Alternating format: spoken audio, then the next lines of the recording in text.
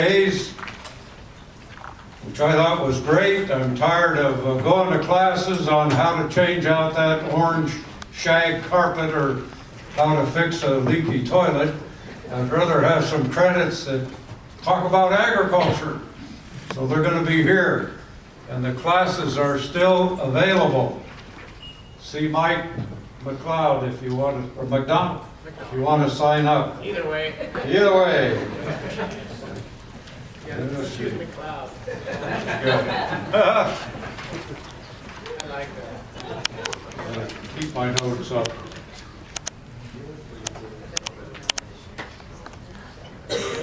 And if we support these ag classes, I hope we can do this every year. It's good to have the combined group. I want to introduce Sue.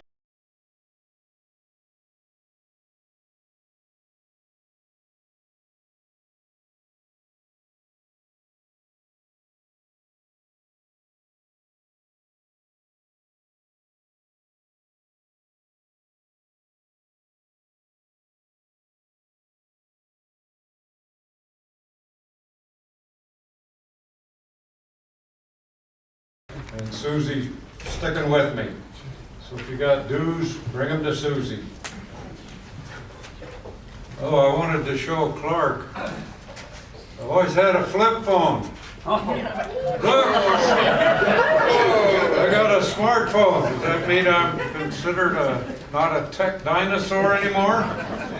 Or it works in strange ways. And I want to tell you, I spent Christmas with my son. He's a veterinarian. The first day I asked him, I said, "Sean, can I borrow a newspaper?" He said, "Dad, we're in the 21st century. Nobody pays for expensive newspapers. Use my iPad."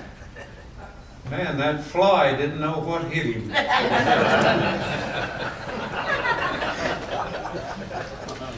Lunch today is sponsored by Northwest Farm Credit Service. So we're going to have Scott Poe come up and introduce the first of the program. Scott. I think I'm first, Scott. Then you're left. Oh. Oh, are you okay? Well, just to do the. I'm sorry. Go ahead.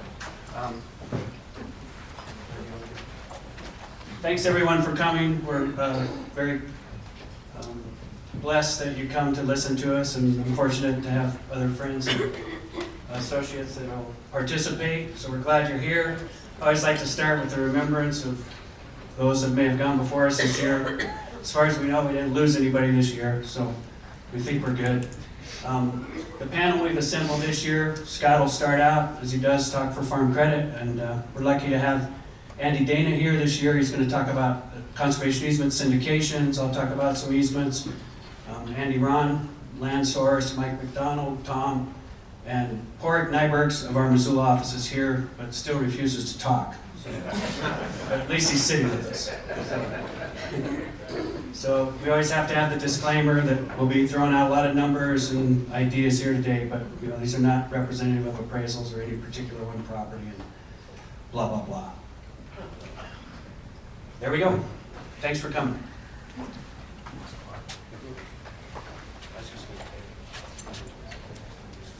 Good morning, everybody. Welcome. This is an expanded course this year, but good to see a lot of familiar faces. I just want to share a little bit of information on Northwest. Northwest supports ag and rural communities with reliable, consistent credit and financial services today and tomorrow. We're based in the Northwest states. We've got almost 17,000 customer members. We're a financial cooperative, 45 branch locations, 11 here in Montana, 740 employees, roughly 14 directors, and 190 local advisors. We serve farmers and ranchers and part-time farmers and ranchers, commercial fishermen, forest product producers, rural homeowners, and cooperatives.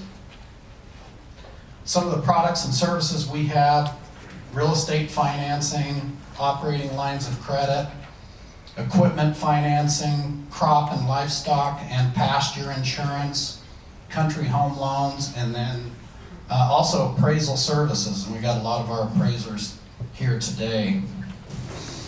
What makes us a little unique is our focus is on rural communities, food and fiber industry, and then our cooperative structure.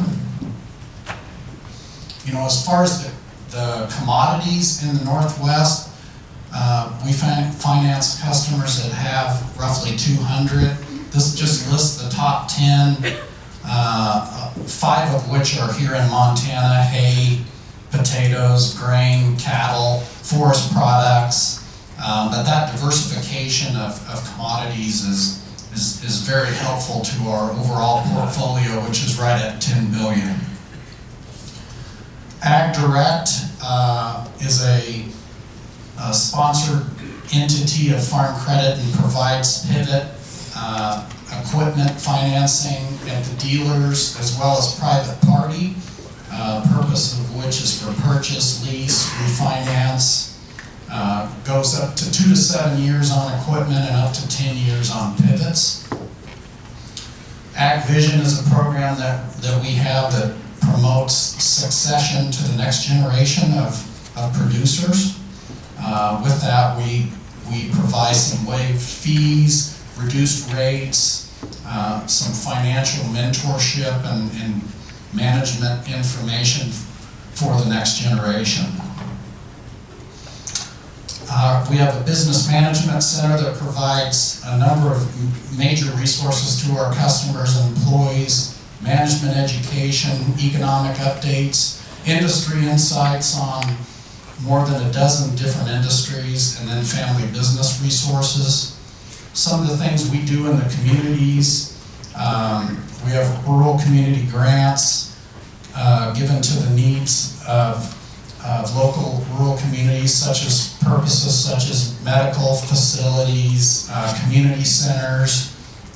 We gave one last year to the farm fair here in Gallatin Valley that brings in over 1,000 fourth graders and helps them learn about where their food comes from. Being a cooperative focused on food, many of us volunteer and support food banks in the state, Montana Food Bank, Gallatin Valley Food Bank, etc. Here's a couple of our volunteers. Debbie, who's here today, is in this picture. We provide scholarships to a lot of high school seniors as well as those in college pursuing advanced degrees. Last year, I think it was about 160,000. We do a number of areas supporting military veterans and financing opportunities. And then youth education, we have a lot of focus on 4-H, FFA, and then education to promote financial understanding for our youth. As far as real estate, a lot of what we do with a lot of the brokers, we offer customized structures, anything from fixed, variable, or a combination of interest rate options. One of them is a fixed to conversion, which can be changed during the life of the loan. We can set the payments based on monthly, clear up to annual, but to match cash flow of our customers, and then up to 25 years. We also offer ag equity lines of credit, which are tied to real estate and are typically set up for 10 years.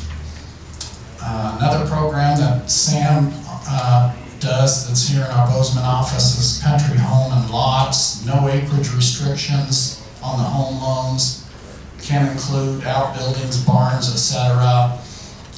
Custom modular, log and manufactured, all-in-one construction, up to 80% financing, and those loans are kept in-house rather than sold in the secondary market. Another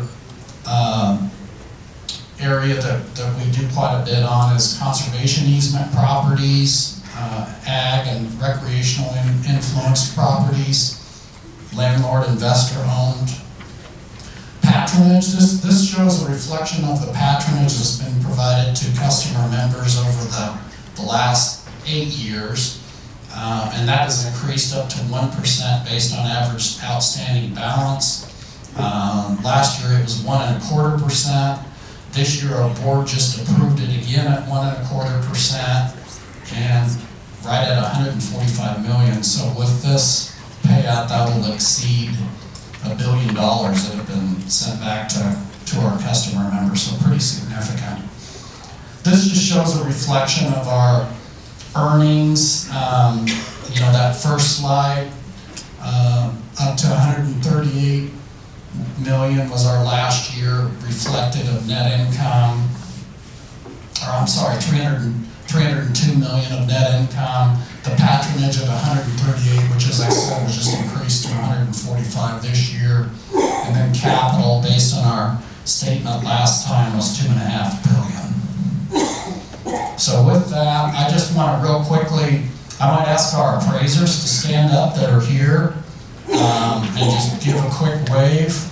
Come on, Myron, Harlan, Brenda, Tessa in the back, Wade, Judd, Roll, Jim, anybody I missed?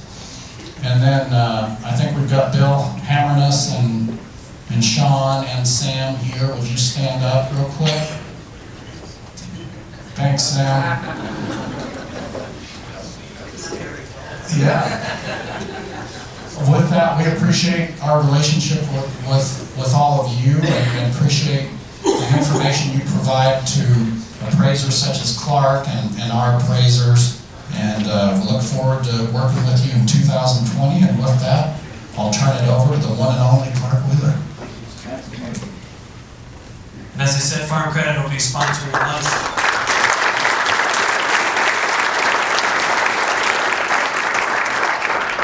today, and that's going to be in the age room out there.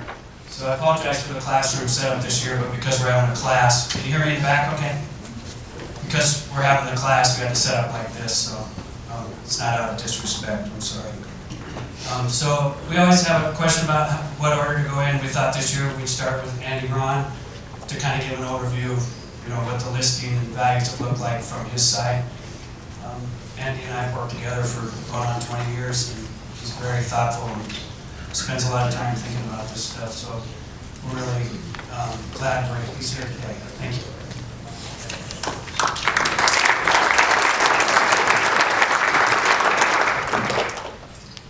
Thanks, Clark. Great to see everybody, and all these people in the room. It's just great to get our industry together all in the same room once a year. I think most everyone in here is familiar with Montana Land Source, and like Clark said, one thing that's unique about our data is our focus on listings. So we have a lot of great listing data, which is pretty informative about the market in general. So Montana Land Source, we like to call ourselves the source for the Montana land market. We scan all available sources for listings and sales data daily. Includes 4 MLSs, Montana MLS systems, broker websites. We get a lot of information directly from brokers, which is always appreciated. We scan advertising venues, so everyone else is advertising, cadastral, and even social media. We also consider ourselves highly impartial and unbiased. Been countering misconceptions lately that we're brokers, which we're not. It was created by myself as an appraiser, and we are not agents or brokers, so we don't in any way get in the way of transactions. I had an old-time broker just recently tell me he's been staying away from Montana Land Source because he thought we were brokers. Not true. So the available resources on Montana Land Source, land market updates, daily on our website, our Montana Land Map, the Montana Land Report, weekly email that goes out with new activity for that week, property search, Montana Land News, such as events like this, and Montana Land Property Advertising. We have subscription services. New in 2019 was a free level subscription, some free content on our website, of which we have about 364 subscribers. And then we've just recently rebranded our paid subscription as Market Expert Paid Subscriptions. Full access to all the data on Montana Land Source, and we're at about 166 subscribers for that. And some like to know who our subscriber basis is. 36% brokers and agents, 26% buyers, 22% other, which means we don't know who they are, I guess. 6% appraisers, 5% nonprofits, and 5% sellers. It all started with our map application. Available data includes listings, pendings, and sales, of course, wildfires, township range and sections, cadastral, public lands, conservation easements, wilderness areas, hunting districts, tribal lands, and aerial, topo, terrain map backgrounds, all put together on one map app. People don't sometimes fully realize that we have cadastral data in our map application. So all the information that's available on cadastral is available on our website. We have a custom report here with fields from cadastral, including things like the acreage, land class acreage, total acreage, values for land and buildings, and then also link directly to the property card in cadastral for things like detailed information on improvements and that kind of stuff. So we've tried to make everything that's available in cadastral available on our app as well. And we offer property advertising. In 2019, over 30,000 unique users to our site, over 150,000 total page views, and over 33,000 views of our property pages, so specific properties, the property pages we have on our website. Excuse me, and nearly 20,000 map opens. I thought people would find this interesting. The top 5 properties viewed in 2019 on Montana Land Source. Number 1 was the Ellis Ranch in eastern Montana, listed by Mason and Morris. Number 2, Horse Thief Basin Ranch, Western Ranch Brokers. Number 3, Evans Homestead, Don Banneman's here in the valley. Number 4, 63 Ranch, listed by Swan Land Company. And 5, the Cloud Peak CX Ranch auction in eastern Montana, southeastern Montana. Okay, onto the data. This is current as of last week on Montana Land Source. Total number of active listings in Montana. This is 200 acres and up across all Montana. About 600 active listings. That's just up about 2% from 2018. Total number of acres listed, just shy of 1.3 million acres. That's up 6% from 2018. Average acreage about 2,200 acres. That's up 5% from 2018. And average days on market, 563 days. Down slightly from 2018. Average list price of land per acre, $3,708 an acre. That's up 20% from 2018. Percent of listings on the market currently that have experienced a price reduction is 32%, which is roughly the same as 2018. The average price reduction is 18%. So again, these are still actively listed properties, have not sold, actively listed. And that's down substantially from this time last year in 2018, 22% down. Total sum of all ask prices of all properties on the market, $2 billion, and for fun this year, 120 million potential commissions. Down 2% from 2018. Okay, so contrasting, let's see here. At the beginning of the year, roughly 600 listings at the beginning of the year. Yeah, okay, sorry. Beginning of 2019, same roughly 600 acres, 600 properties listed. Number of new listings during the year, 487. For a total of any one time on the market in 2019, there was 1,082 properties on the market. Of that, 224 sold, which is 21%. 240 were expired or withdrawn, which is 23%. And then 618 or 56% carried over. We highlighted this last year for the first time, and I still think it's pretty meaningful and important information. More properties leave the market than actually sell. And I think that's not well known and appreciated and understood, especially in the seller community. I think brokers might know this from your guys' own experience, but not sellers. Again, total sales 2019 was 224, that was up 15% from 2018. Percent of sales that sold in 2019 that had a price change were 30%, which is down from 2018. Average percent of the price change was down 29%, and that's down 17% from 2018. Median land value per acre is $1,200 an acre. That was slightly down. Average days on market, 488 days, slightly down. So takeaways, about 20% of listings sold. Again, this is sale data for 2019. About 20% of listings sold. Over 20% were expired or withdrawn. So again, more properties actually leave the market than trade. About 57% carry over. More properties are taken off the market than sell. Sales volume was up, and the rate or the number of price changes was down, and the days of market were down. I always like to reference the USDA data.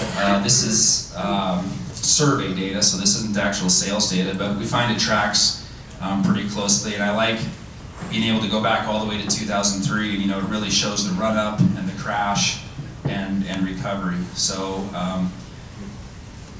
green is all cropland, blue is all land, and this brown is native rangeland. So you can see we're pretty recovered based on pre-crash levels, but been pretty flat growth ever since about 2013, 2014, with some slight increase in cropland. So looking at volume of sales over time, and this is again Montana Land Source data, shows the dip obviously going into 2008, 2009 recovery, and then kind of variable over the last 5-6 years with an uptick in volume in 2019. So again, looking at total numbers of sales in 2019 versus current listing shows about 2 3/4 years of inventory on the market at any one time. We're going to get into some data breaking up Eastern Montana and Western Montana, so I put up this map to show how we do that, and it's a county split. Historically it was always talked about a line from Billings to Great Falls, which still holds essentially on this map. This is how we break down east to west. So these graphs show Montana as a whole and Eastern Montana and Western Montana. So all Montana is in blue, Western Montana is in green, and Eastern Montana is in yellow. So this shows the volume by year, and shows an uptick for Western Montana and Montana overall, with more consistent across the board in Eastern Montana. A little bit of a rise there too in volume. Looking at median dollar per acres for land, so this is land value only. These are listings and sales, sales without improvements, to get a pure idea of land. Really volatile, you can see, for Western Montana. A little more consistent with Eastern Montana. Overall, just slightly down from 18 to 19, but up in Eastern Montana. This was interesting, new graph I put together on days on market. You can see, so the curvy line is the actual values, and pretty variable, pretty up and down. But when you put a trend line in, it shows pretty consistently an uptrend in days on market. So properties on the market longer over time. Although it has dipped down from 18 to 19, so we'll watch this moving forward. But interesting to think about days on market on the upswing over time. And then this is sales price as a percent of original list price, so what properties sell for versus what they were listed for. And this is fairly conservative. original list price does not necessarily capture properties that have been relisted by multiple brokers. We're working on that data set as well, because as we all well know, there are properties on the market that have been through multiple brokers and have had dramatic price changes, and we're interested in capturing that data because I think that'll be interesting. But this is kind of more on the conservative side. Again, it shows a slight uptrend. This is for Montana as a whole since 2015. Sale price in relation to original list price closing. But if you look at it, eastern Montana has been pretty consistent, dancing around 80%. It was lower for the state as a whole and western Montana back in 2015, and has been narrowing as we move into 2019, but still roughly at about 80%. So takeaways for 2019 sales. Sale volume's up slightly. Land values down slightly overall, but up slightly in eastern Montana. Days on market are trending upward. Sale prices as percent of listing prices trending upward. And that's my presentation. Anybody have any questions? Thank you. It's always a pleasure presenting to this group.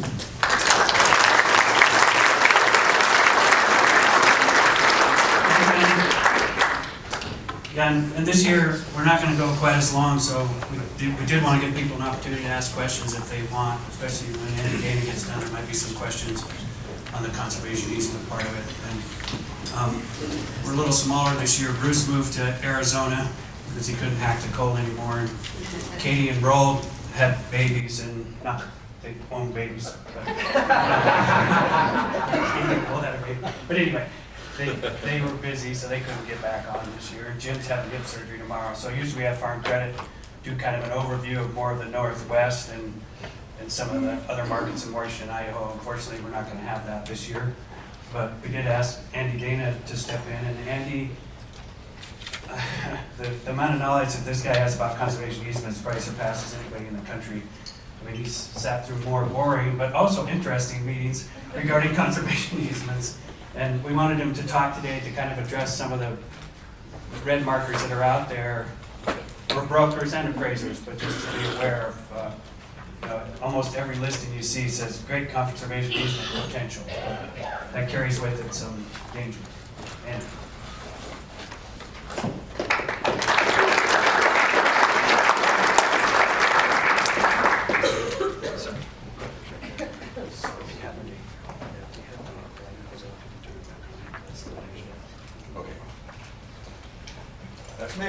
That's me.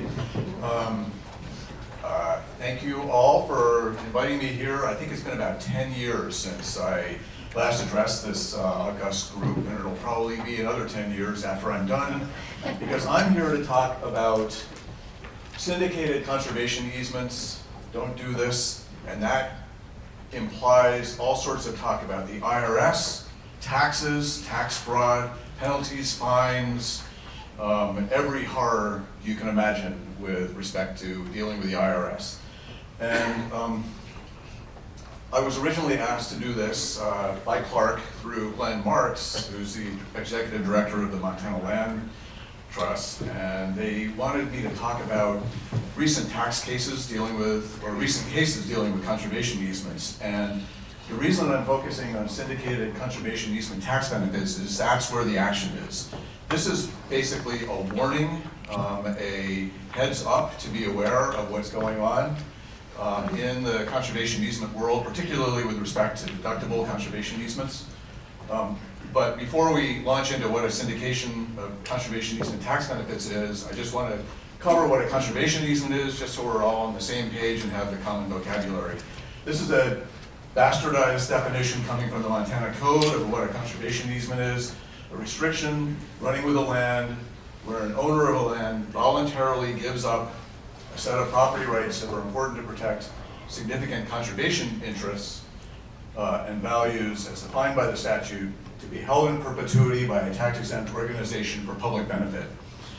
Two important aspects of this definition for this discussion are the owner gives up property rights of value to tax-exempt organizations for public benefit. In return, Congress allows an income tax deduction, significant income tax deduction, based on the value of the rights given up. It is one of the last really big tax deductions for people, and that has drawn the IRS's attention for reasons that we'll talk about in the future. But Andy Ron wanted me to emphasize this last point in red. To get a conservation easement tax deduction, a landowner has to give up value to claim the tax deduction. What are syndicated conservation easement tax deductions?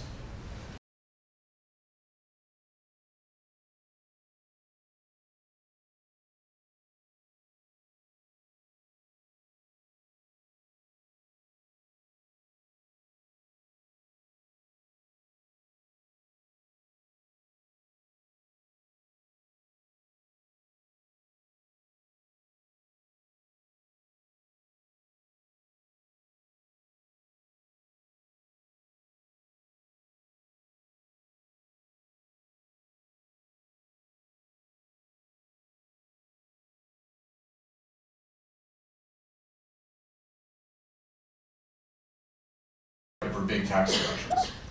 Promoters will identify a target property, often with some conservation value. So these may be legitimate conservation properties. They'll purchase the property through an LLC for about fair market value, and then they'll solicit unrelated investors to acquire interest in the LLCs based on promises that they can deliver exceptional tax benefits. They'll hold the property for 1 to 3 years in the LLC to get beyond the tax treatment of conservation easement deductions, any deductions limited to basis in property. If you go beyond a year, then you can claim an appreciation in value from the purchase price. The entities will then donate conservation easements to land trusts and claim conservation easement tax deductions. The critical piece in this is that the tax deductions are based on appraisal values that are really far in excess of the original acquisition price, often by really a factor of 3 to 10 times. You read some of these cases and they are unbelievable what these promoters are doing. The investors each receive tax benefits that are worth significantly more than each investor's initial investment. So as an example, say a landowner in Montana is approached by a promoter to acquire a property. The promoter forms Blissful Acres LLC. The owner transfers his property into Blissful Acres LLC for a value of $1 million. A year passes.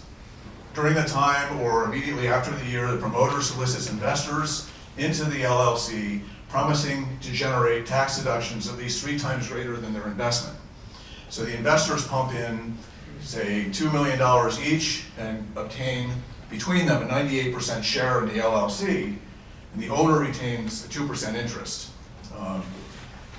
Then the promoter does due diligence to qualify this basically on paper as a qualified conservation easement tax deduction, and obtains an appraisal of the property, in this case assume $42 million. And this is within the realm of possibility. Even though the LLC bought the property for $1 million, a year later they'll get these massively inflated appraisals.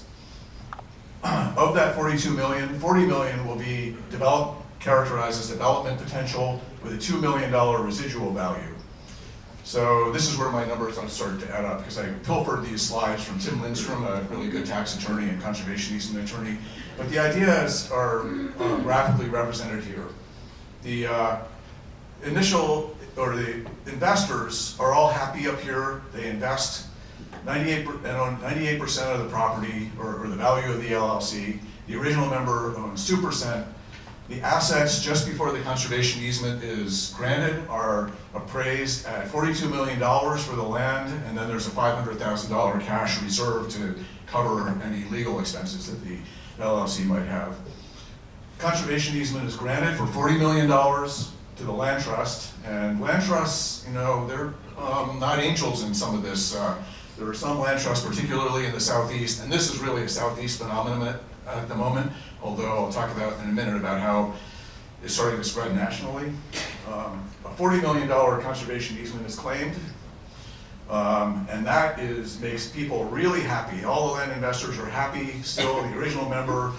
What happens at the end of after the conservation easement is granted is the investors get to split $39.2 million of tax deduction. That's about $9.8 million each. The original investor has an $800,000, or the original owner, $800,000 tax deduction. He probably cashes out and sells his interest in the LLC, but is able to shelter that gain with an $800,000 tax deduction. So the income tax deductions are split on a prorated basis, depending on the ownership in the LLC. Promoters get paid very hefty fees. That's what they're in for, and this is a big industry. They're lobbying Congress and to protect some of these transactions to the tune so far of about $3.2 million. They're not backing down.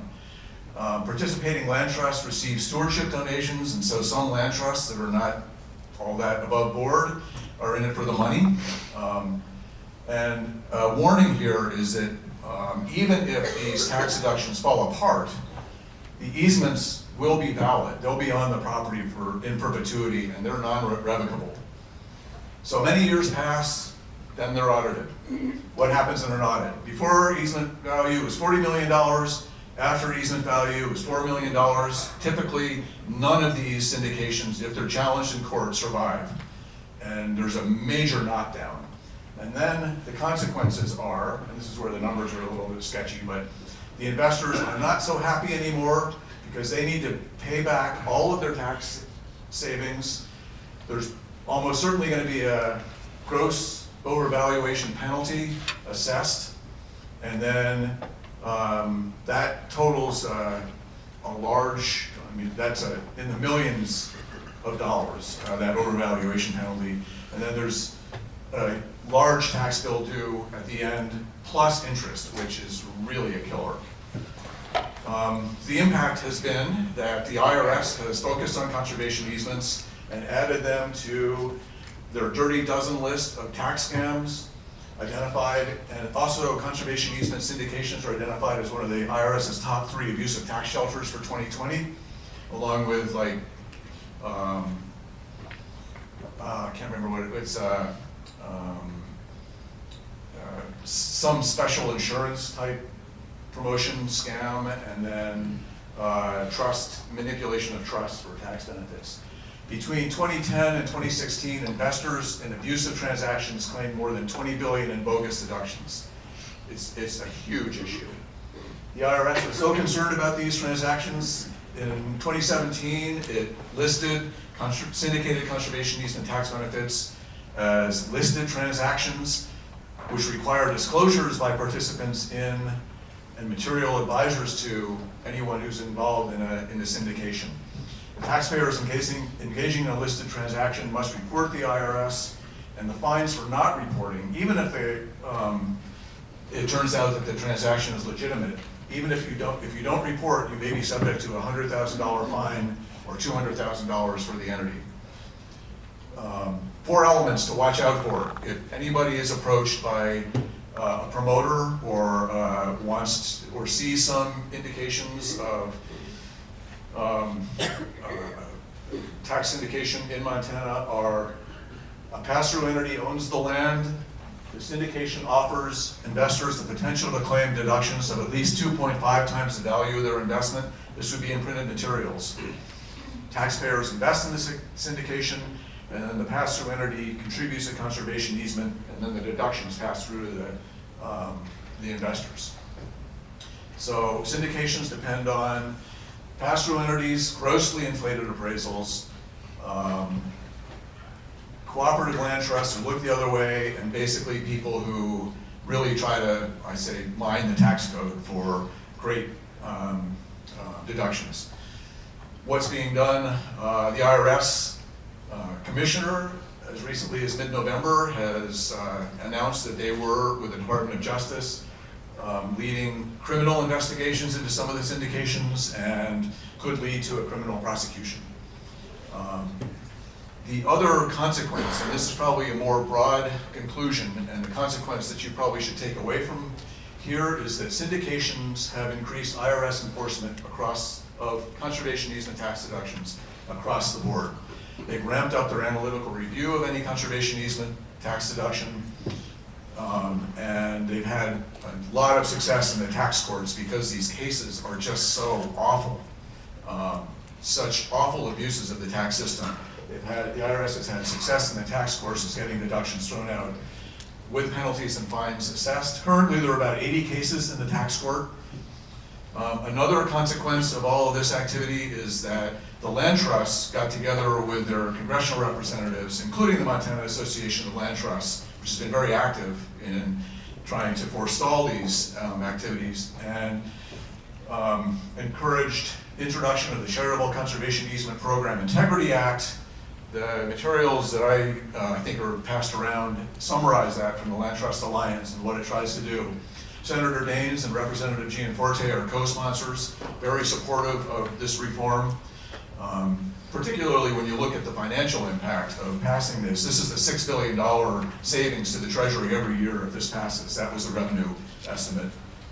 And they're designed to disqualify claims of inflated conservation easement deductions by unrelated members of pass-through entities. Just a footnote, this is not targeted at family-owned LLCs, legitimate limited partnerships for family succession plans or family ownership. These are promotion deals that the Act would address.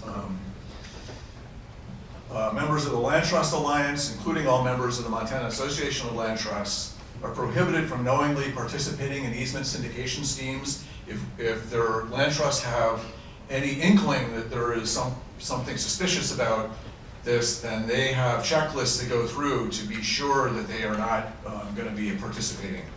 The land trusts are also working with Congress and the Treasury Department, and I think we have a really strong appraisal community in Montana that understands and avoids syndicators, and hopefully more of you will understand it. And I want to thank you for your help in not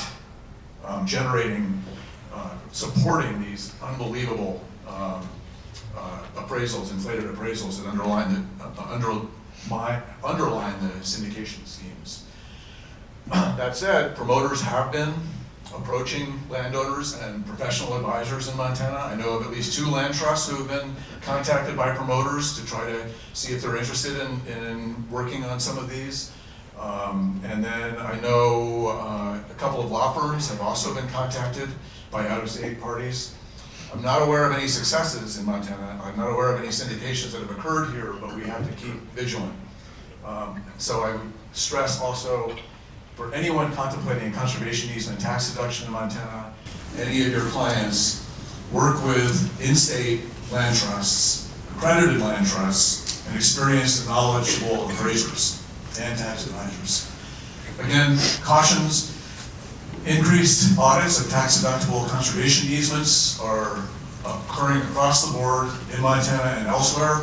Renee Kopic, a colleague at the Crowley Law Firm, and I were talking last week, and she said, yeah, it's just back to like the 90s when almost every conservation easement tax deduction was audited. And this is actually interesting because, as many of you know, the resources in the IRS are way down, but they are up in looking at conservation easement tax deductions. As a warning to the appraisers in the room, a number of appraisers, particularly in the Southeast, have been disqualified from appearing before the IRS. And actually, I think some of them have actually been, I don't know what the term is, disbarred, it would be in law, but prevented from, they've had their appraisal licenses revoked. The IRS is becoming very aggressive, sweeping legitimate donors, appraisers, and land trusts and advisors into illegitimate audits. Hey, by the way, is anybody from the IRS here? Yeah. I should have asked that at the beginning.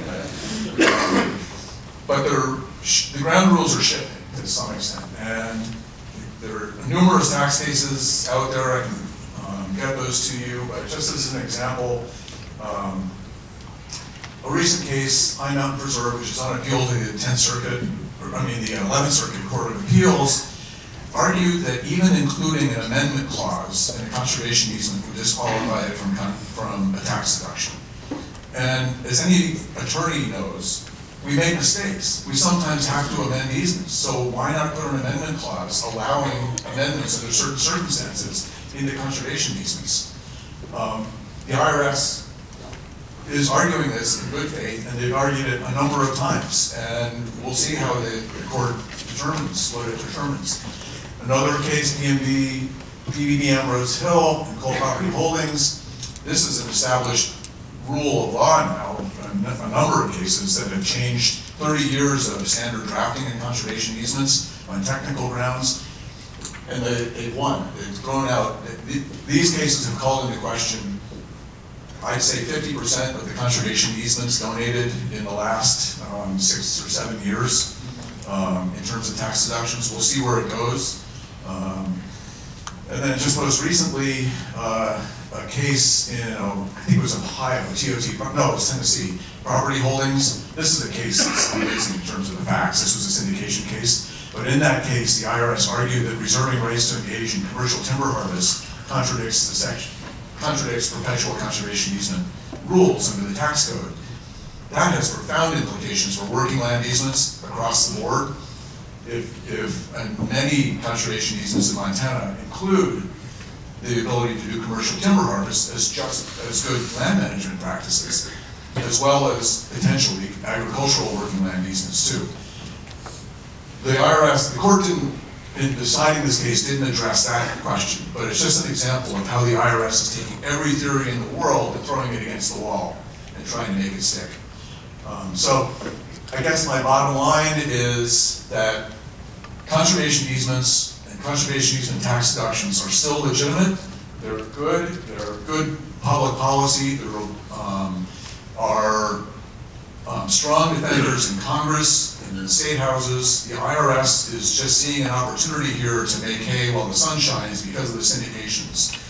I would not discourage anyone from doing a legitimate conservation easement for legitimate conservation purposes. I would discourage people from doing it only for tax benefits. That's probably a recipe for disaster.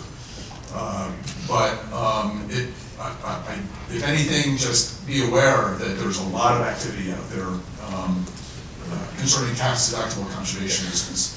And just as a final footnote, most of the conservation easements, or many of the conservation easements in Montana now, are underwritten by NRCS with funding, and so they're purchased. If you've got a purchased or a non-donative element of a conservation easement, none of this applies.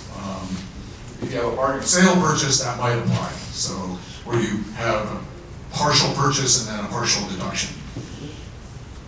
That's all I have now. Sorry for belaboring and being the gloom and doom candidate up here, but that's life in my world at the moment.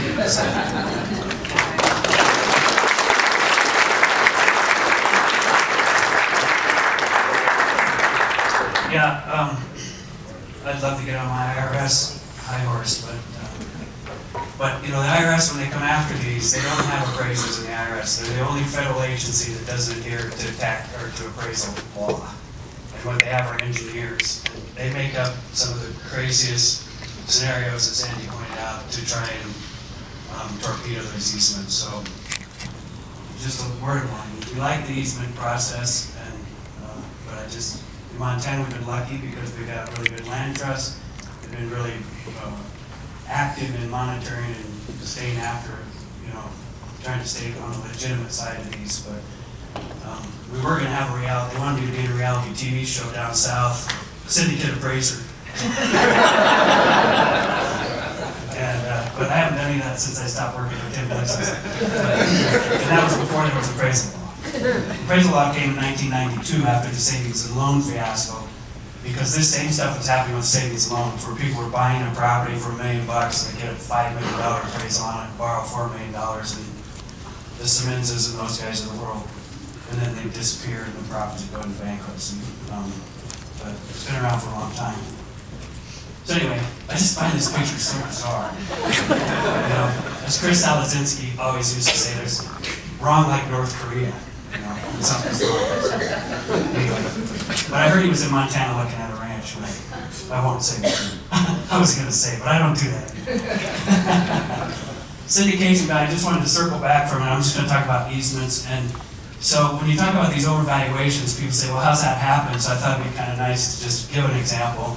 You know, somebody purchases a piece of property out by Belgrade, 277 acres, they pay $3 million, and there's part of that's coming back on the market now with 385 lots. Tom, is it, what, I think 301 were platted. 385 lots. More, So your Dunderhead appraiser says, well, those are worth $80,000 a piece, so that's $30,800,000. And if you put it back to open space, you're gonna lose $2.5 million. That was the speculative part of that. So all of a sudden, you got a $33 million deduction. I mean, that's how they get to these. They just forget the part of the appraisal process that says, oh yeah, to make $33 million, you gotta have $8 million in infrastructure, and you're gonna have sales and marketing, and you have to take out as a line item entrepreneurial profit. So really what that thing is worth is $12 million before you figure out how long it takes to sell those. You know, and so at the end of the day, you probably come back to, it was worth $3 million to start with. And if somebody was willing to invest $21 million in it, then it's worth $33 million. But it's just bad appraisal, you know. The problem with the right deduction would have been it's a $2.5 million deduction by taking that $3 million property back to a $500,000 ag property. In conservation value, you've got to give up something, as Andy said, taking away the bridge, so I can't cross anymore. I've lost something relative to the highest and best use of my property. It's much more subjective. When you put a conservation easement on that, it's got conservation value. To the land trust, it's very valuable. It's protecting habitat, wildlife, the list goes on and on. But relative to market value, which you can prove in an appraisal, difficult. We've got ALE easements, the NRCS participating in sage grouse. These are project easements, I call them, versus the donated easements, and Andy made a point of bifurcating those. In the project easements, we're following standard use PAP rules. So you just go out there and appraise the property that's being encumbered. In this example I was working on this year, they encumbered that red property, and in an ALE, you would appraise that property. They put an easement on it that took it to open space, no buildings, no subdivision. In an IRS appraisal, they've got special regulations, considerations, larger parcel, remainder lands, contiguous family lands, benefits remainder, enhancements. Because the people own the yellow, what you're appraising before is the yellow and the red together. So it diminishes the amount of deduction you can take for that red because it's no longer a standalone. It's how does it contribute to that larger parcel? And then the IRS says, and after it's under easement, does it benefit or provide additional value because now the yellow's more valuable? And they have all kinds of crazy ideas. So I thought this would be interesting too. Here's some of our more recent conservation easement sales, and you guys are familiar with these areas, the Boulder, the Madison. You know, you look at these values, these properties with conservation easements on them are selling for more than any other properties in the market. And when you look at the averages today, they're obviously well above average. So people say, well, conservation easements don't affect value, but these typically are old easements. Here's the West Boulder Ranch. Based on the conservation easement that's on that ranch, that's how you could subdivide it. Would that correspond to market expectation? You bet. People don't want to buy 20-acre tracts. In the old days, you did away with 20-acre tracts, and that was a big detriment to the property. But now that property can be subdivided. In fact, this property can have a dude ranch built on it before you do any subdivision. So you could build a $20 million dude ranch on it, including a lodge, and then subdivide it and sell that lodge as part of one of these properties on the Boulder River. Sorry, I'm going too fast. So you can see how, here's another example. This is the jumping horse that sold. So say it sold somewhere around $3,500 an acre. But before it sold, over the years, they sold off tracts encumbered by conservation easement, but they had build sites in them, and people were buying those because it met their expectation. They didn't want a whole ranch, but they wanted a site. And now it sells, and it still has 4 divisions. This can still be divided 4 times and have 3 more residences. It's already got a full set of buildings on it. So it exceeds market expectation for the type of people that want to buy that property today.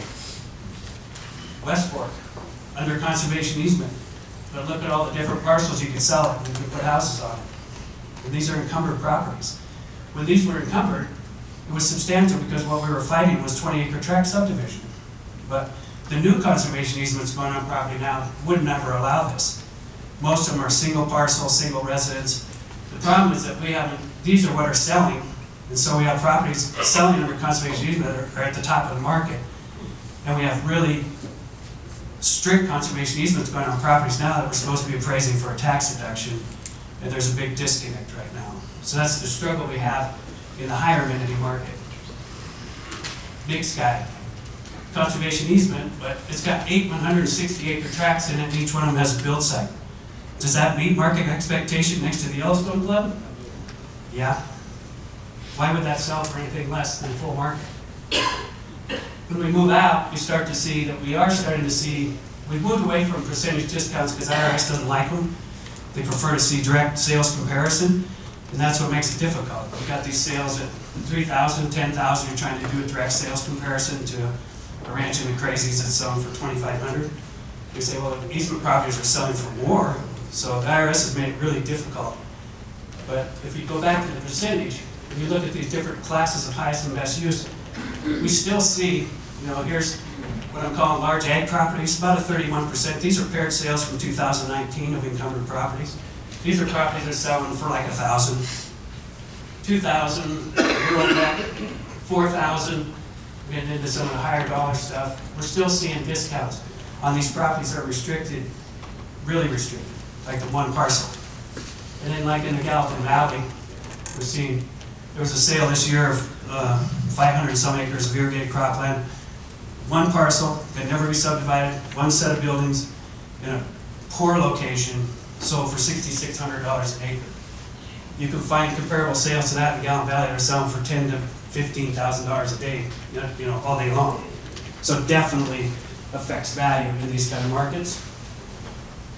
Every project specific, location, highest and best use. These issues are things appraisers like to talk about. I think the market's in trouble. When I see that, I'm like, uh-oh, a $16 million castle in Billings? Last time I saw something like that was a $150 million house they were going to build at the Yellowstone Club with a private condo, gondola, and a helicopter pad. I said, something's wrong. That scares me.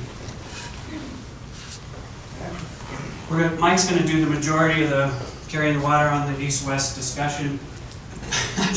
I don't know how we ended up with that bizarre-looking thing. Andy's is much better looking, but these are kind of illustrative of our sales, and that's how we break it. Because we've seen some movement going in to the CMR in that area.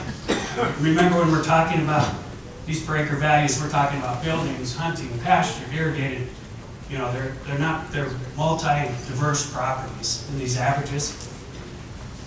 This is from last year. I just thought it was helpful. Within these averages we're talking about today, that's my phone. Might be a deal, like I always say. You can always answer your phone here because I know we got brokers and we got deals going. That was a real estate client, by the way. Tier 1. So these are, the sexy properties with water, mountains on them, and they're selling in that $1,500 acres and up. We got the Tier 2, which has some sex appeal to them. They're selling $1,250 to $2,000. Tier 3 are more ag-oriented, $700 to $1,200 in western Montana. When we talk about $1,800 an acre, it's a combination of those properties. Just in general, these are kind of the value ranges we've been seeing in appraisals this year. This is for basic ag on the left, and then as you move to the rec market on the right, you see that the contributory value of croplands doesn't really change, but the pasture starts to change because that becomes more of the recreational attribute or joins Forest Service, and often they have a river or water component. If you look at the Montana ag statistics, this kind of parallels what Mike's going to talk about. These are more survey values like Andy referenced earlier, not necessarily market derived, but they are indicative of market values. And they show pretty limited growth in the market. This would be for all of Montana, not western Montana. A few years ago, you'll see some of this today in Mike's stuff. So you see at the bottom, 2017, 18, 19, pretty stagnant. market overall average in Montana. The average size is close to what Andy was reporting as the average size listing. A few years ago, I don't know if you remember, but we started to bifurcate because we said these big ag properties are distorting it. They're dragging the market down. So we started to try to break out the ag sector. Now we've got these really high-priced $10 million rec properties coming in, and they're driving it up. So we're really going to have to get back to where we're bifurcating this information out, because the overall average may start to lose some of its relevance again. Jeez. My daughter, sorry, I'm gonna turn my phone off. Just as a general look, what's trending up is irrigated. We don't see dry crop, riparian, pasture, foothill trending. But we do see, especially pivot irrigated, for some reason I don't know exactly why, but it has really moved. You know, from 4,000 to 4,500 to 6,000. Down around Dillon, we're seeing some $7,000, $8,000 an acre sales of pivot ground. This is an interesting sale that we don't usually put industrial timberland sales, and this will be next year. This closes next year. The Weyerhaeuser just sold 630,000 deeded acres in western Montana for a reported price of $150 million. That looks like a pretty good deal, doesn't it? And this is causing some consternation with sportsmen and that, because a lot of this country's never been locked up. And I think there's going to be some changes to that. Mr. Mike, thank you.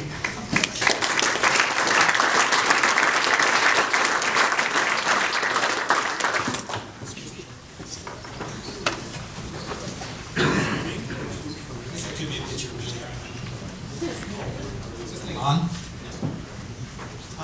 Well, I am Mike McDonald, but if you have any problems with this, you can call me Mike McLeod. Any of the issues to that, I am going to do the Montana land trend study that we've typically done in the past. But we are going to pick up the properties that are 40 acres in size and larger, which is a little different. In the past, we've tended to focus on 640 and up. And we did this with the help of some of the appraisers at Farm Credit. We don't really track a lot of the smaller sales, but they contributed a lot of data to this particular presentation. So, anyway, we're going to start off with all the data that we have, and this, again, it's properties that are 40 acres in size and greater from throughout Montana. So there is quite a bit of diversity in property type, region, and whatnot. And you're going to see some different trends in my numbers than Andy's, and I just like to tell Andy, nice try. But, keep up the work, you'll get there. At any rate, in 2018, we have 526 sales as compared to 341 sales in 2019. So there's a pretty significant lag time, obviously, in sales verification. So that, that gap will narrow as people continue to add to the sales databases. Size, really no difference in average size, 991 acres in 2018 versus 997. But the median sales price is $590, 2018 compared to $645,000 more or less in 2019. So that's a 9% increase in median sales price. So that's the all-in price, land and improvements, when we're reporting the median sales price. The other value we're showing in the grid here is unimproved land value. It's what we've extracted from the data. I tried to pull the improvements off and just represent the unimproved land value, or as Jim Taylor likes to say, price, because it's actual sales. At any rate, you'll see in 2019 we're at about $1,430 an acre. We're up about 6% at $1,531. So we break the data up into various categories. This particular charts or graphs just compare the transactions in terms of size or the dollars and what's the property traded at, and shows you a representation of what each one of those segments contributed to the overall dollar volume in Montana. So in 2018, we had 45% of the sales trading at price points less than $500,000, made up 7% of the overall dollar volume. 2018, not a lot of difference there. We had 38% of the sales trading at price points less than $500,000, making up 6% of the sales volume. But we do have these larger transactions, those trading at price points of $10 million and above. That does tend to skew the data, and we'll get into that as we move along. But if we just essentially split it in half, see that 86% of the sales in 2018 traded at price points less than $2.5 million. Whereas in 2019, we have 84% of the sales, making up 36% of the total dollar volume. And then we have 14% of the sales in 2018 trading at price points $2.5 million and above, versus 16% in 2019, making up 64% of the sales, total dollar volume. Hopefully that makes sense. So if we split that out, just like we did this, you'll see the top graph shows you properties that traded at price points of 2.5 million or less, or less than 2.5 million. It's telling you two different stories. In the upper graph, you're seeing an increase in average dollar per acre land values and median sales prices. There's not a lot of difference between the two increases, a little bit. But when you look at the lower one, with these transactions that are $2.5 million and greater, it's showing a decline and the median sales price is increasing. Again, these larger transactions are really fouling up the data when you're looking at the larger, when you include them. So if we pull those,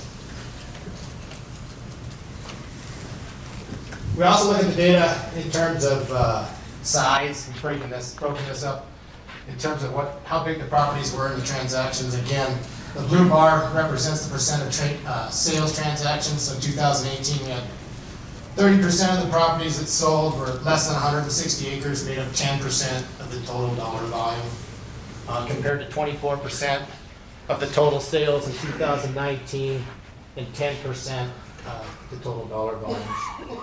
So, and as we move through the presentation, we're going to split it essentially like this, where we're going to look at properties that are less than 640 acres. So that'll be 40 to 160 because we didn't pick up anything less than 40. Which you can see in 2018 made up 67% of the sales, but added 29% to the total dollar volume, compared to 71% in 2019 and 38% of the total dollar volume. So, well, first we're going to cover the 40 to properties less than 640. This is where we haven't tended to focus our efforts in previous presentations. This, again, is statewide. You'll see in 2018, we had 344 sales of properties that were in that range of 40 to 640 acres in size. Average size of about 216 acres. So not a lot of difference. When you look at 2019, we had an average size of 232. Again, the number of transactions does look down, but that gap will narrow as we continue to add to the database. Average unimproved land value looks to have gone up about 22%. And the median sales price in 2018 was $372,000 compared to $465,000. So that's a 25% increase in median sales price. Again, we've segmented the market by transaction side. We compared that to what each one of those segments contribute to the market in 2018 and 2019. So in 2018, we have 32% of the sales transactions occurring at price points less than $250,000, making up 7% of the total dollar volume in Montana. So pretty similar. In 2019, we have 29% of the sales occurring at price points less than $250,000. It's kind of hard to say though. We don't usually deal with properties that small. Making up 6% of the total dollar volume. So if we split that and we look at properties that traded at price points less than $1 million, in 2018 we had 290 transactions, or 84% of the total market, but only making up 47% of the total dollar volume. In 2019, pretty similar percentage-wise, we have 86% of the sales trading at price points less than $1 million, but making up 34% of the total dollar volume. And on the other side of the equation, we have 54 transactions trading at price points of $1 million and greater. That's about 16% of the sales, but making up 53% of the total dollar volume in 2018. In 2019, we have 55 of those transactions, or 24%, making up 66% of the total dollar volume. So as you might imagine, I mean, on these smaller properties, there's a pretty big difference between east and west. This is just 2019 data. Just a comparison between eastern and western Montana. The lion's share of this market obviously is occurring in western Montana. I mean, we just have way more influences from rural residential, recreational, and whatnot than eastern Montana. You'll see that eastern Montana, or western Montana, accounts for 66% of this market compared to the 34% of the market in eastern Montana. Not a lot of difference in average size, 230 acres in western Montana versus 238 in eastern, but the median sales price, there's a pretty significant difference there with western Montana having a median sales price of $700,000 versus the $247,000 in eastern Montana. And again, you see that difference in the unimproved land value as well. So this is typically what we focused on, the properties that are 640 acres in size and greater. We're going to look at the whole state first, and then we'll just split it up into east and west. So in 2018, or in 2019, we're reporting 109 transactions up to this point, but last year we only had 139 transactions, which would have indicated a decrease of about 15%. And since we've had time to input more sales, we have 182.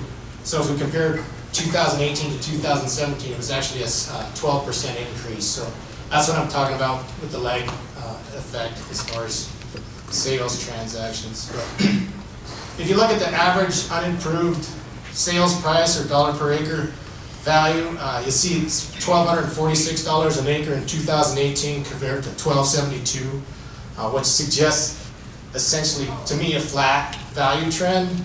But again, we got those larger transactions kind of clouding the numbers a little bit. So when we look at all the sales of these properties of 640 acres in size and greater, and then segment them again by transaction size, you'll see that in 2018, we had 32% of the sales trading at price points of less than $1 million, making up 6% of the total dollar volume, compared to 42% in 2019, 8% of the total dollar volume. And these transactions that are occurring at price points larger than at $10 million and above are the ones that are tended to kind of make the data look a little different than it, or at least the market feels to me. And you see there's only, in 2018 we had 7% of the total sales transactions, so that's only 13 transactions with price points of $10 million and above, making up 44% of the total market. In 2019, we have 8%, or just 9 transactions of properties that are $10 million and above, making up 40% of the total dollar volume. So that, this is what's skewing the data.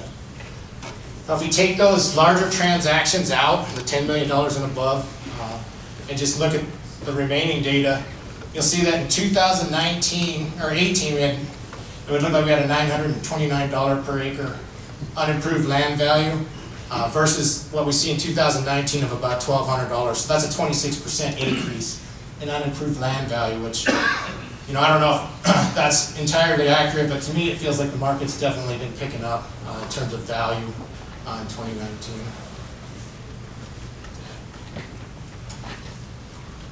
So again, it does make a difference when you're looking at east versus west. This is all of the sales transactions, even those with the $10 million purchase prices and above. You look at western Montana, we had 58 transactions, or 53% of the market, compared to 51 transactions in eastern Montana. So not a lot of difference actually in the number of transactions, or even the number of deeded acres that traded. We had 131,000 deeded acres in western Montana versus 138, so pretty evenly split. But in terms of dollar volume, we had 74% of the market in what we call western Montana versus eastern Montana. And that's, obviously, those larger sales, high amenity properties, things that we typically associate with the western half of the state. So the eastern study, and here's our real technical map. It's a cloud map, and Tom wants to make sure no one thinks he had anything to do with this. But we're going to focus on the eastern half. Again, it's the 640 acres properties and larger. You see that, again, we show 51 transactions in 2019, showing a pretty significant decline, but we're going to continue to add to this. Average size really not very different, 2,150 acres in 2018 versus 2,720 acres or so in 2019. Average dollar per acre land values, we're showing essentially flat, modest declines. I mean, eastern Montana really, when you compare it to both sides of the state, there's just less influence from recreational, residential kind of demands. So I think that's what's showing up here. But again, I've split this transactions up in terms of transaction size and contrast that to what they've added to the dollar volume, both 2018 and 2019. You can see that 48% of the sales in eastern Montana traded at price points less than $1 million in 2018, making up 16% of the total dollar volume compared to 65% in 2019 and 22%. While we do have some of these larger sales, the $10 million and above, in eastern Montana, in 2018, there's 2 transactions, making up about 14% of the total dollar volume. And in 2019, we had 3 transactions, or 6% of the total sales, making up 40%. That looks like a pretty significant difference, but in eastern Montana, it really doesn't file up the numbers as bad as it does in western Montana. So the top graph shows you the sales that traded at price points of less than 10 million, obviously the lion's share of them. Still showing about a 2% decrease. When we look at the bottom one, there's just those few transactions showing about a 3% increase. So to me, that's essentially flat. Those larger transactions are trading for higher values just because they're bigger properties. It's not like there's any other influence driving that. So western Montana, we're going to jump over that red line there and talk about western Montana. Now this graph I've showed in the past, it's just a representation of market activity. Shows you number of acres traded and number of transactions from 2015 to 2019. 2019, we had 58 transactions in our database up to this point, compared to 86 in 2018. One interesting thing, I guess, is that the peak in the number of transactions in this particular property type was in 2005. With 83 transactions. And the numbers we have now in 2018 are showing we've surpassed that in terms of sales numbers, but not in terms of total dollar volume, which we'll get into here in a second. So this is one I showed last year too, where we tried to compare the trends we saw from 2001 to 2009 and the time frame spanning 2014 to 2018. You see the number of transactions has ticked over what we experienced in 2005. We had 2019, it's come down, which I think would anticipate given the fact that we've cleared out of a lot of properties. But we got to keep in mind too that we're not picking up, there's a lot of properties that are trading off the market, so verification is becoming increasingly difficult. But that number will pick up as we continue to add to our database. So in terms of total dollar volume, 2019 we're showing about $263 million, which would initially indicate about a decrease of 38%, just less property selling, so less dollar volume. We're down some, but we're still above the average that we've seen since 2001, that's about $246 million. Again, these are these graphs where we compared the time frame of 2001 to 2019, 2014 to 2018. But this is where we've added the data from 2019 and then with that average trend line. So you can see we're still above average if you're looking at the time span from 2001. And then last year we showed you this one. This is how we ended the deal. It's basically all that data we just showed you, but it's in one graph. The orange background represents average dollar per acre land value unimproved. The blue bars with number of sales. We said, given past trends, we predict that the number of transactions would fall, but we wouldn't really see a decrease in total land value. If you add 2019 numbers to it, you see we did see a decrease so far in terms of number of transactions, and essentially flat trend line in terms of average dollar per acre. So if we look at that numerically in this table, you'll see that in 2018 we had the 86 transactions. And that unimproved land value is shown to be $18.89 per acre.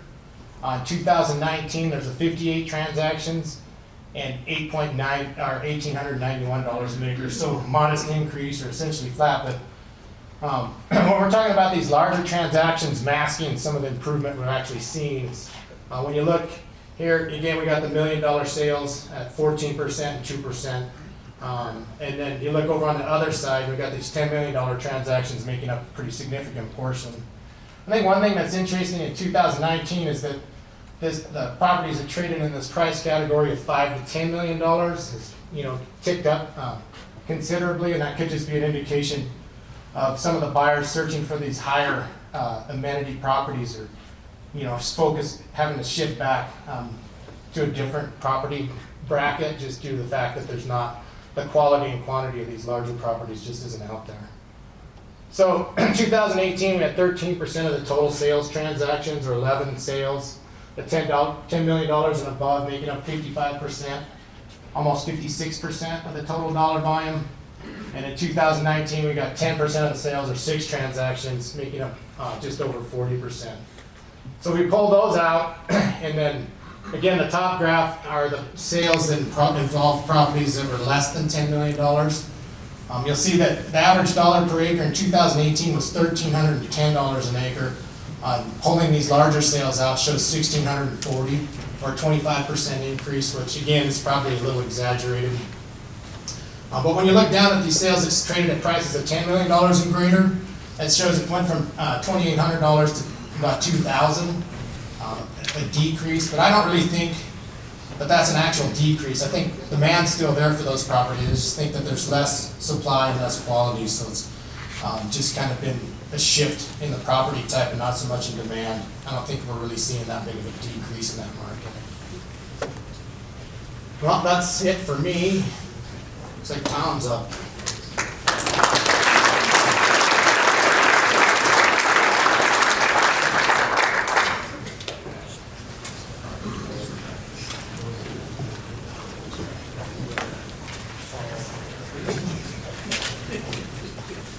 Hi everyone, I'm Tom Kingsbury, Part and Parcel LLC. Here to talk a little bit about using the available data. And so I primarily make maps for appraisal and real estate, and do database management and some research and analysis. And a lot of that is on the publicly available data, is where we start a lot of times. And this is some data that you guys can use, so I just thought I'd give some tips and overviews about what you can do with some of the data that's out there available from the state. So I'm primarily talking about the GIS data from the state, which would be, in this case, cadastral data. And since we're talking about conservation easements, I thought I'd touch a little bit on that. And also the Department of Revenue data, which is the CAMA database, which would be things like the deed tables, or some of that building improvement data that you see on the cadastral, or ag and forest production information. So we primarily see that data paired together on this website, which is the Montana Cadastral website. So most people are familiar with this site, I have to believe. And it's usually used by pinging an individual parcel, and you'll get some base data that's coming from the cadastral tables. And that's going to give you the geocode, the owner name, the address, some of the property land type breakdowns, be it grazing or irrigated, etc. You also have, coming from the CAMA side, the deed information and dwellings and the ag and forest land. So this data, besides just pinging on it one by one, is available as a data set. And that's usually used by folks like me making maps on the GIS side, but you can also harness the table or the tabular side and bring it into Excel.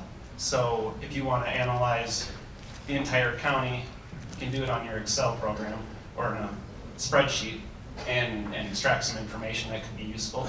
So I'm going to kind of talk about some of that. Also, we have the hash ground is the conservation easement stuff. If you download that data, it also gives you additional info, being the year it was put under easement and some of that document information and who holds the easement, whether it be the MLR or the Trust for Public Land, etc. So what can you do with that? Commonly, we're looking at searching by the vesting or the owner, because you're doing a project on a certain property. Or you can cross-search that name by their tax address, because there might be some additional entities that aren't under that same name. So you might want to double check by the tax address that's associated with that vesting. You can take that tabular data then and total up the acres or total up by land type, create a short legal description. And then you can also search within the tabular data the geocode or the property ID or the subdivision. Any of those fields are available to sort and filter.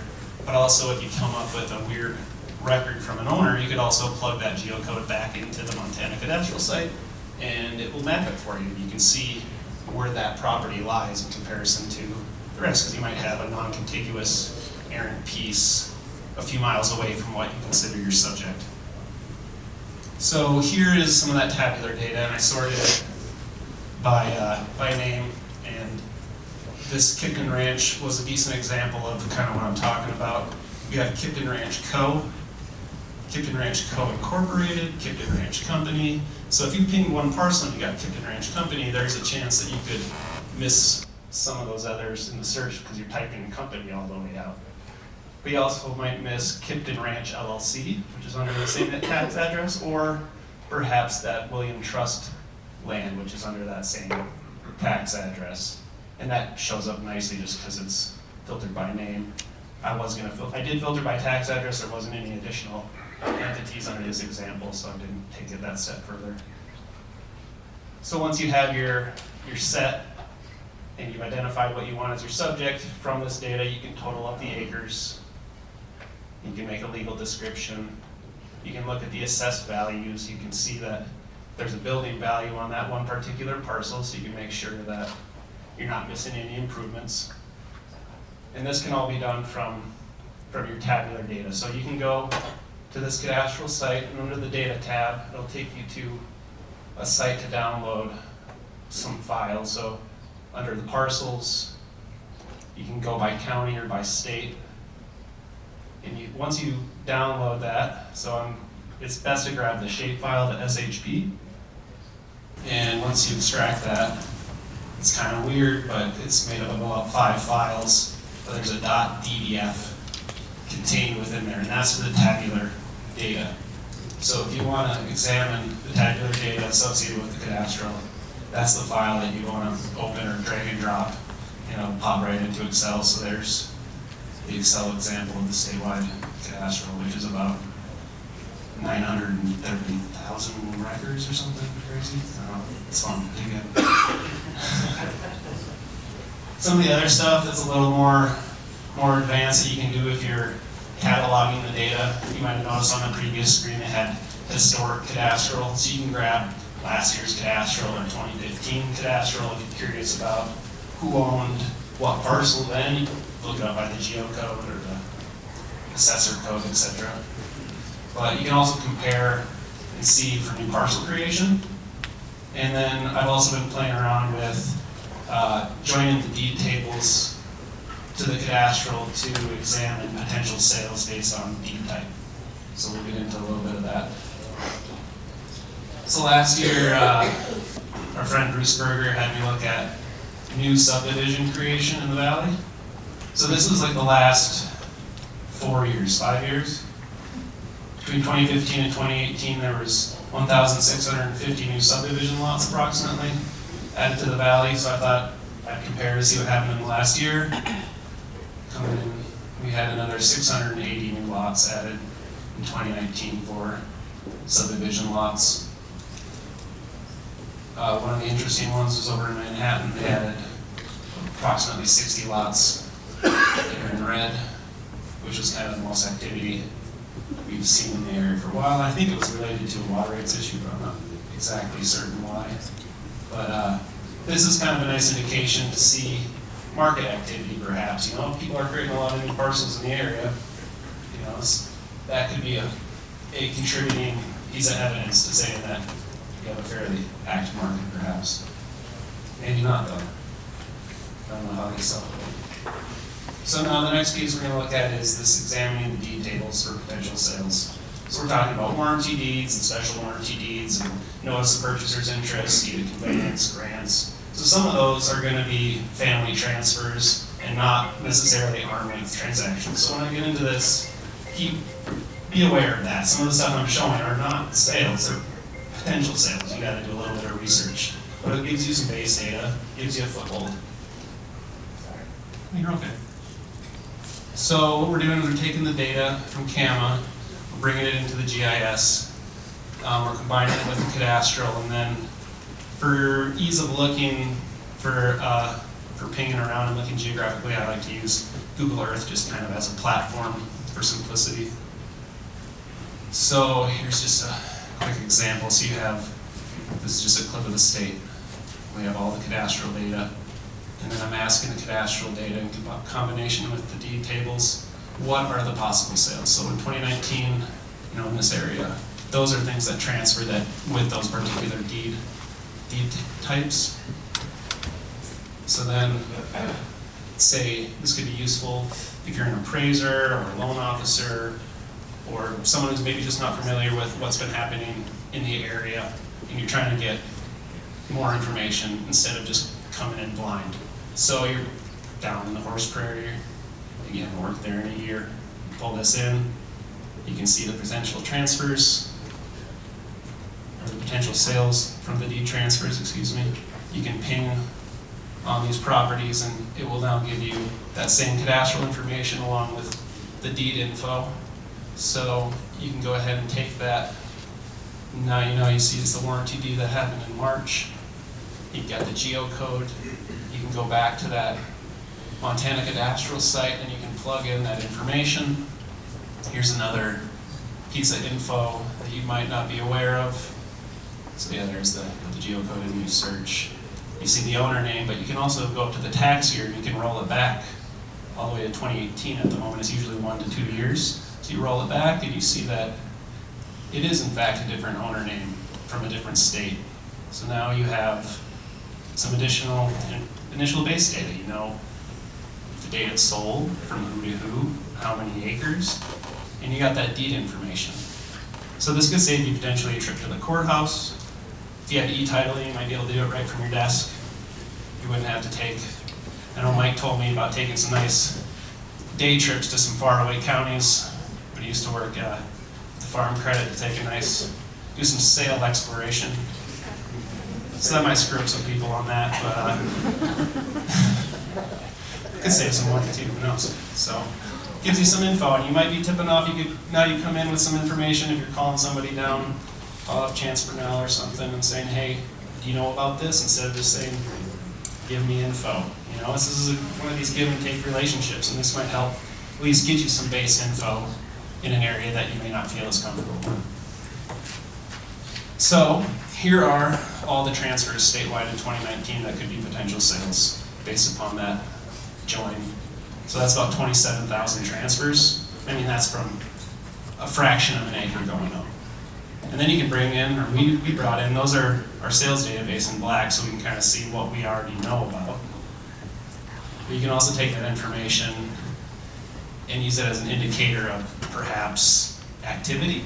Here's the Bitterroot. There's quite a bit of activity happening there compared to the big hole this year. That's literally all the potential sales in the Bitterroot for transactions. So that could be used as a piece of evidence and say, there just really isn't a lot out there happening in the last year to help explain, and maybe that'll help if you have to reach a little further for your sales set or something to that effect. Corey, do you have any idea why Bitterroot's so busy? Well, there's a lot of smaller pieces there too. Yeah, exactly. All right. Just trying But to the Bitterroot did take off. I mean, it woke up over 18, 19, so for sure. Corey's very active down. So some of the other stuff you could do with the land classes with this cadastral data is you could, let's say you're looking for a particular type of transaction, like size-wise. So we filtered it. There was 396 transfers over 640 or 640 and over.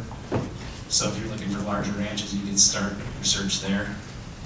You could filter by land type. There was 56 transfers, 200 acres and greater of irrigated.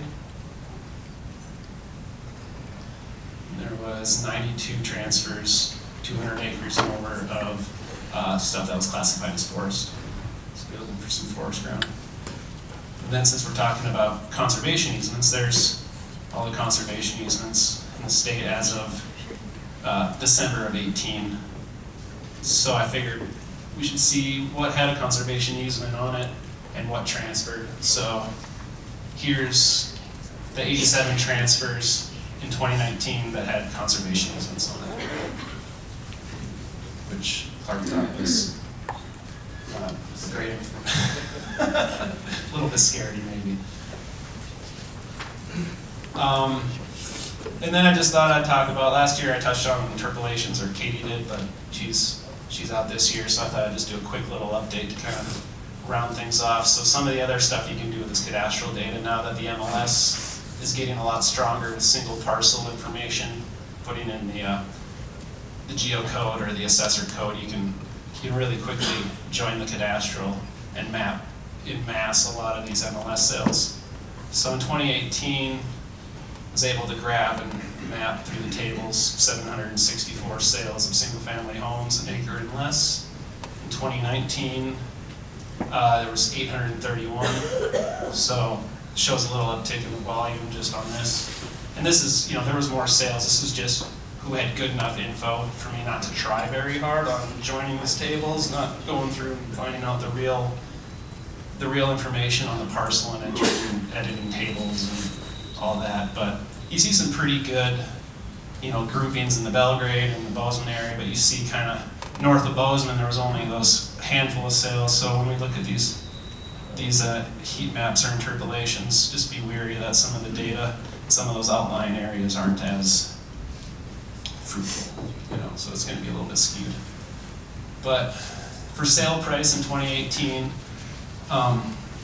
this was kind of the heat map, and then it was trimmed down to just be kind of the more subdivision and stuff that fit the spectrum of these single-family homes. The darkest green is 160K to 300K. See, as we move up, I just keep that in mind. So in 2019, Belgrade saw a fair amount of heat increase. I can roll back real quick here. There was before 2018 and 2019. So it continued to look like everything's kind of moving up. We saw north of town things got a little funky. But then if we look at it by price per square foot, I think the big change will be in the Belgrade area, and then south of Maine and Bozeman kind of really heats up in 2019, as you can see. So things are still moving on up, at least from what I can see on the MLS. And I think that's about it. Thank you, guys.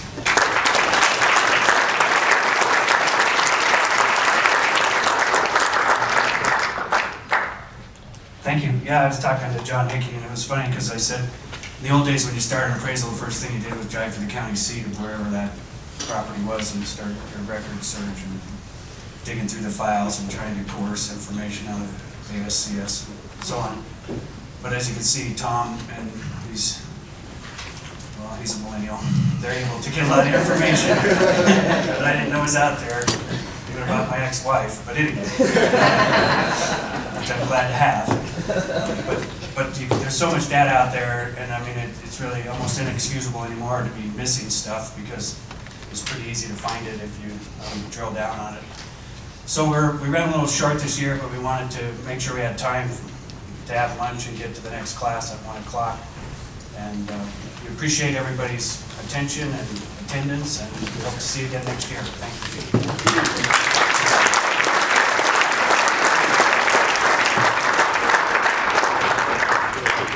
Class will be in here, and if anybody didn't sign up, want to take advantage of it, continuing education, we're still kicking.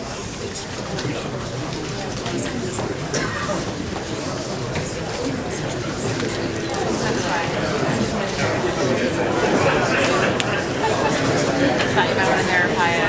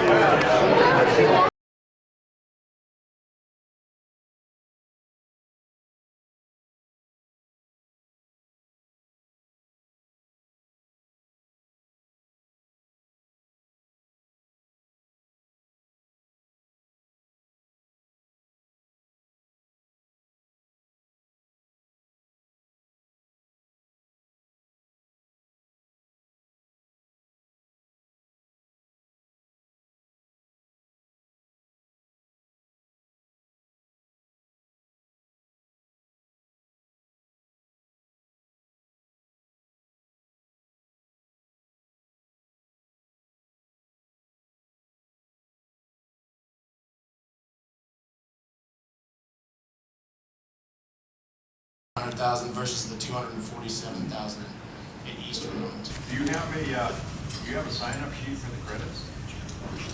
There's no credits for the top. Okay, so, any of the real estate credit, appraisal credit will be tomorrow, or this afternoon, in the map right water rights courses.